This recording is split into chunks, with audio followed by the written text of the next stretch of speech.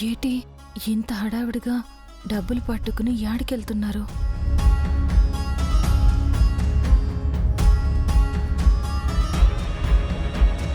ఏ ఇలా రా. నువ్వెప్పుడు డబ్బులు అడిగినా లేదనుకుంటా పంపుతున్నా కదా, అయినా ఇలా నేరుగా ఇంటికొచ్చేయడం ఏంటి?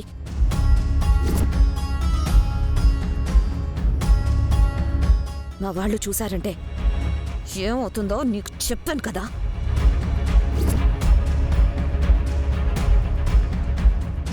మా వాళ్ళకి తెలియకూడదనే కదా నువ్వు అడిగిన ప్రతిసారి డబ్బులు పంపిస్తున్నాను. అదేంటి మేడం, నేనేదో చెయ్యరని పాపం చేసినట్టు మీరు అలా మాట్లాడుతున్నారు? చిన్న పాప విషయంలో పాపం చేసింది చేయించింది మీరు. ఆ పాప విషయంలో మీరు చేసిన పాపాన్ని బయట పెట్టకుండా కాపాడుతున్నందుకు మీరు నాకు డబ్బులిస్తున్నారు. నాకు మీరివ్వాల్సిన డబ్బుని నేనెలాగైనా తీసుకుంటాను.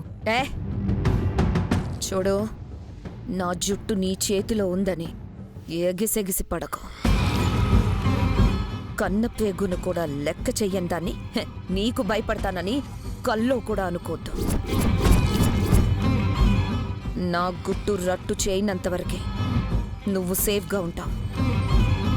అలా కాదని తోక జాడించడానికి ప్రయత్నించావంటే పీక కోస్తాను. ఇదిగో నువ్వు అడిగిన డబ్బులు. ఇంకోసారి ఇటువైపుకు రావడానికి ప్రయత్నం చేయకు. పా.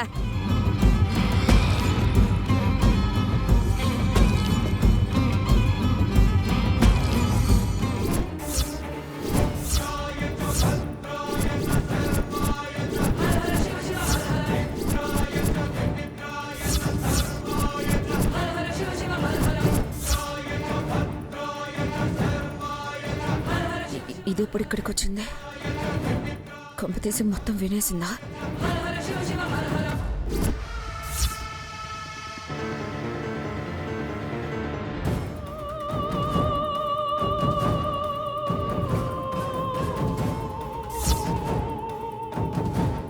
ఏటండి మీరు చేస్తున్నది? ఎవరండి ఆవిడ? ఇట్టాగా దొంగసాటుగా వచ్చి కలిసినది? ఆవిడ డబ్బుల కోసం మిమ్మల్ని భయపెట్టినాదా? మీరు కూడా భయపడుతున్నారు? దీనికి అసలు మ్యాటర్ తెలిసినట్లేదు. Thank God. అదేం లేదు. ఆవిడ నాకు తెలిసిన ఆవిడ. ఏదో ఎమర్జెన్సీ అని డబ్బు అడిగితే ఇచ్చాను. అంత అత్యవసరం అయితే ఇంట్లోకి వచ్చి అడగచ్చు కదా. అందులోనూ తెలిసిన మనిషి అంటున్నారు. ఇట దొంగసాటుగా కలుసుకోవడం ఎందుకు? ఇవన్నీ నీకు అనవసరం. నువ్వు అడిగితే సమాధానం చెప్పాల్సిన అవసరం నాకు లేదు. అనవసరంగా నా విషయాల్లో తలదూర్చుకో.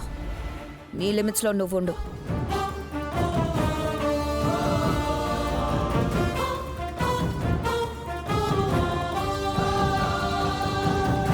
ఆవిడ చెప్పిన మాటలకి ఈడ జరిగిన దానికి అస్సలు పొంతం లేదు.